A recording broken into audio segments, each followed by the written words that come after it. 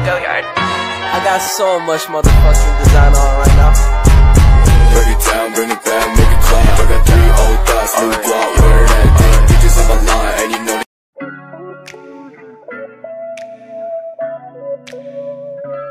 Cara pembuatan desain keramik. A. Pertama, siapkan buku gambar A3. B. Lalu buat persegi dengan ukuran 25 x 25. C. Lalu setelah membentuk persegi, bagilah persegi menjadi 4 bagian. D. Di dalam motif keramik saya membuat beberapa segitiga, di antaranya segitiga siku-siku, segitiga sama kaki, segitiga sama sisi, dan segitiga sembarang.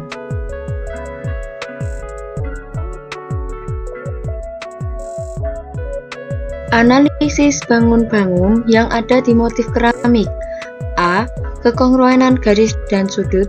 B. Teorema tentang titik, garis, dan sudut.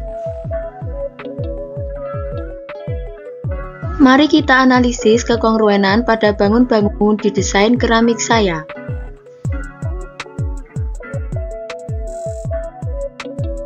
Yang pertama adalah kekongruenan garis dan sudut pada persegi yang dibagi 4. Kekongruenan garis dan sudut pada persegi terdapat pada sisi dan sudut-sudut yang sama besar. Pada persegi, keempat sisinya sama panjang dan sudut-sudutnya sama besar, yaitu 90 derajat. Oleh karena itu, dapat disimpulkan bahwa kekongruenan garis dan sudut pada persegi terdapat pada keempat sisinya yang sama panjang dan sudut-sudutnya yang sama besar, sebesar 90 derajat. Jadi, ketika sebuah persegi dibagi menjadi 4 bagian, kekongruenan garis dan sudut masih terdapat pada keempat sisinya yang sama panjang dan sudut-sudutnya yang sama besar, sebesar 90 derajat. Kekongruenan garis dan sudut pada segitiga siku-siku ABC dan segitiga siku-siku PQR dapat dijelaskan sebagai berikut. Segitiga siku-siku adalah segitiga yang memiliki satu sudut siku-siku atau 90 derajat. Pada segitiga siku-siku, sisi yang berseberangan dengan sudut siku-siku disebut sebagai sisi miring atau hipotenusa, sedangkan dua sisi lainnya disebut sebagai kaki. Kekongruenan segitiga. Dua segitiga dikatakan kongruen jika panjang tiga sisi yang bersesuaian dan besar dua sudut yang diapit oleh sisi yang sama-sama sama.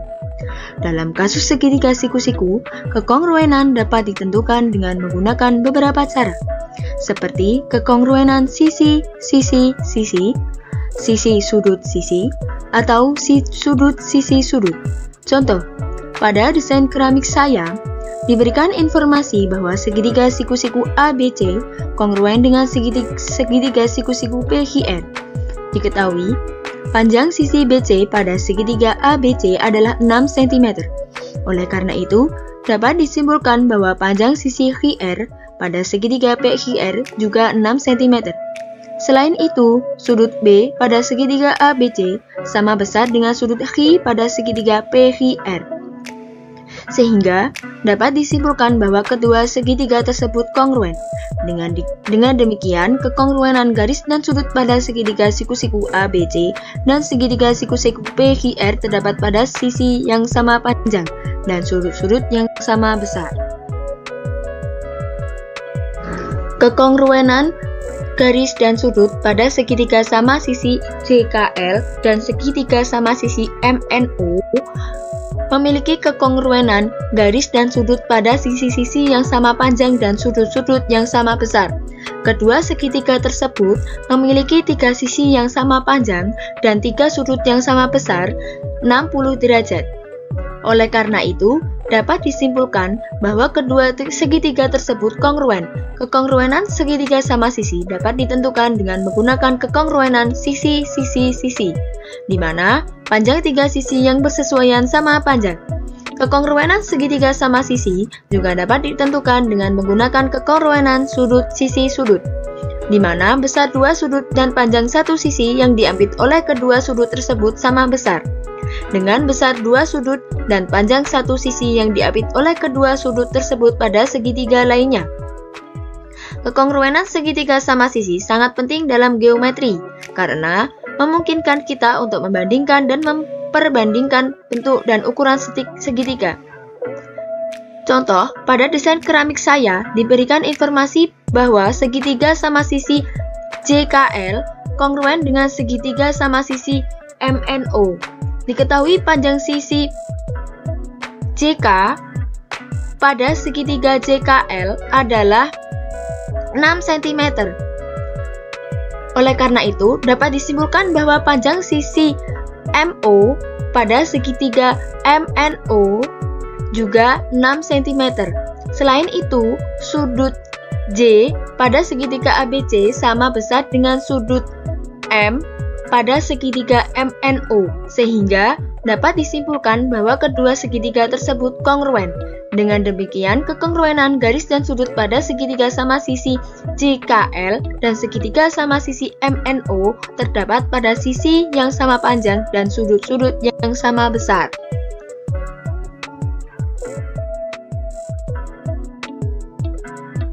Kekongruenan garis dan sudut pada segitiga sama kaki DEF dan segitiga sama kaki GHI terdapat pada sisi-sisi yang sama panjang dan sudut-sudut yang sama besar.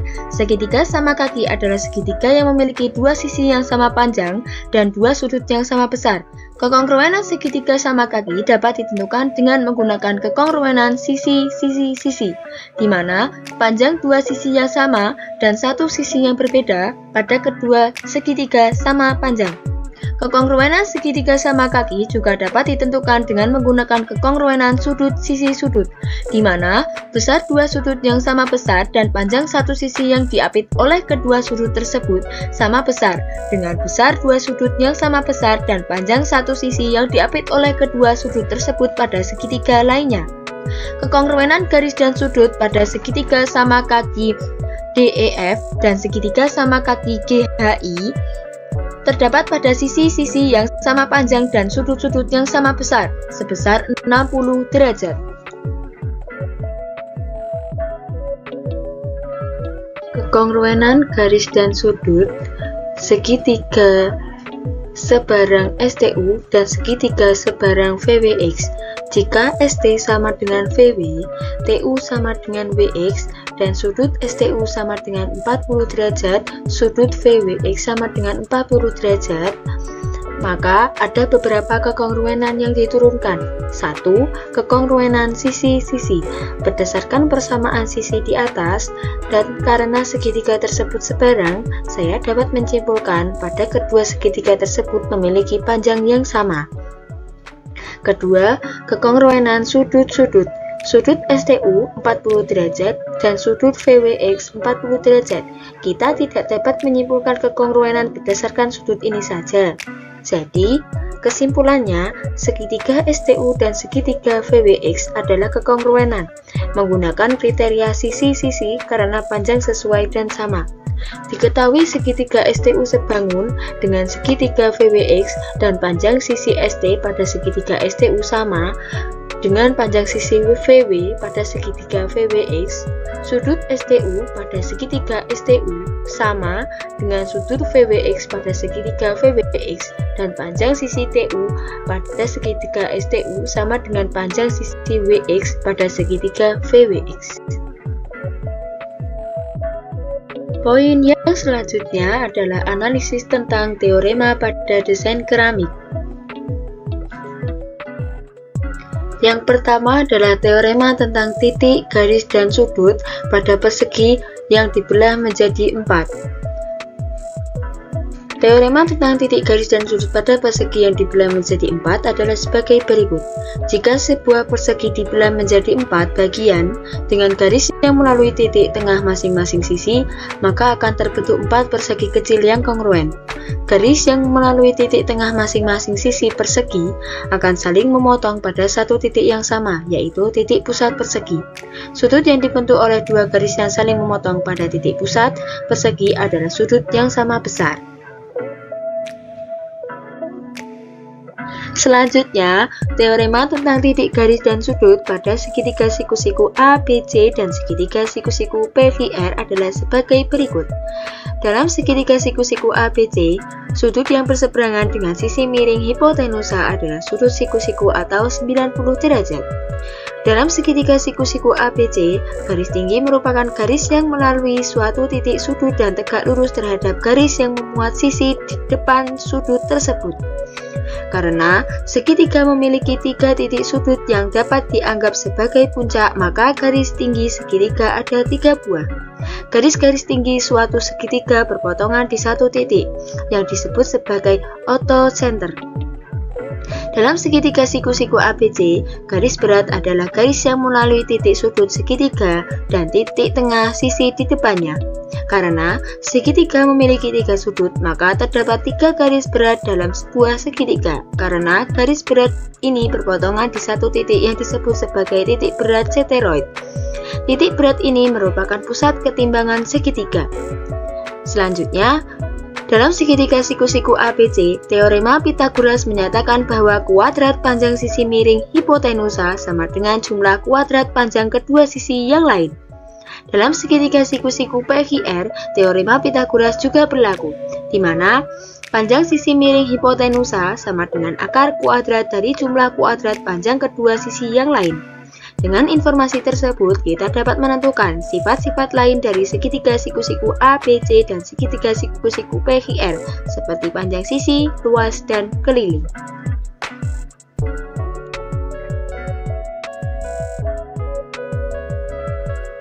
Selanjutnya, teorema tentang titik garis dan sudut pada segitiga sama sisi.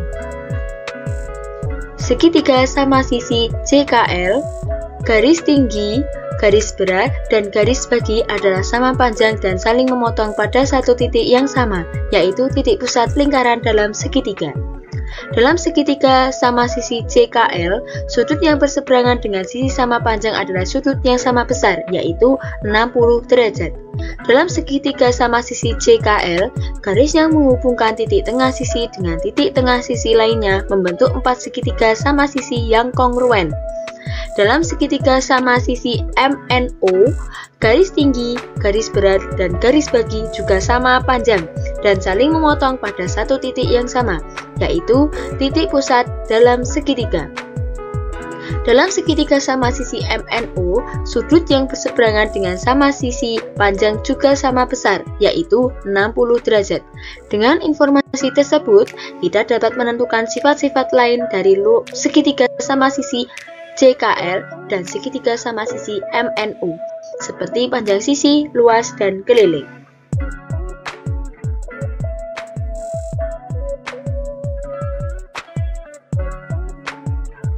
Selanjutnya, teorema tentang titik garis dan sudut pada segitiga sama kaki DEF dan segitiga sama kaki GHI adalah sebagai berikut. Dalam segitiga sama kaki DEF, garis tinggi, garis berat, dan garis bagi adalah sama panjang dan saling memotong pada satu titik yang sama, yaitu titik potong garis tinggi, garis berat, dan garis bagi. Dalam segitiga sama kaki DEF, sudut yang berseberangan dengan sisi sama panjang adalah sudut yang sama besar, yaitu 60 derajat.